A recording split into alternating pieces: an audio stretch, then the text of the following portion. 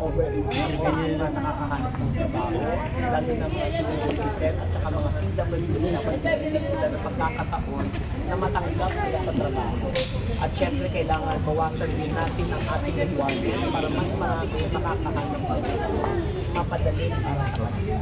Sir, may matutulog ba kayo sa mga media practitioner, sa mga vlogger, sa mga journalists? As of now, siguro pag-uusapan po at kailangan pag-isipan po dahil right now, marami po tayo mga batas na kailangan po natin i-discuss po ng bawat board member at mga leader po.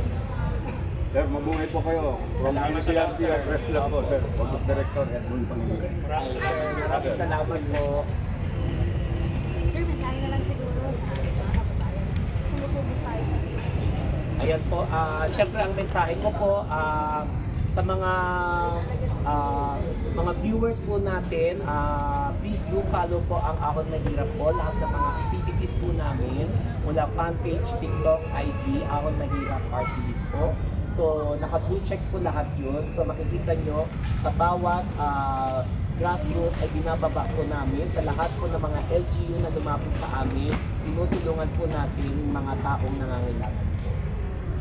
Maraming salamat po sa mga nagtiwala sa Ahon Mahirap, lalo na nandito sa mga nasa likod, ang ating mga chapter president. Maraming salamat po. And of course, sa tiwala po ni Mayor, si Mayor Miguel I. Ponce III, ang ating mayor ng bayan ng Pateros. Maraming salamat po, Mayor, sa pagtiwala. Yes! May mensahe po si Mayor para sa atin. Magandang hapon po sa inyong lahat. Actually, ang aming pong party list ay party list ng mamamayang Pilipino. Bagamat ang ating concentration at ang talagang tinig na natin ay yung kapakanan ng kahihirap ng pamilya. Palagay ko ay nasabi na natin ang sulit ng mga dapat masapot sa mga siguro ang tanging kapila ko lamang sa lahat ay subukan niyo po kami.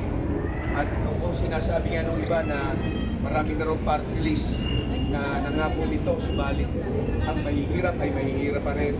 Subukan niyo po ang Ahon Mahirap at palagay ko ay hindi naman ito.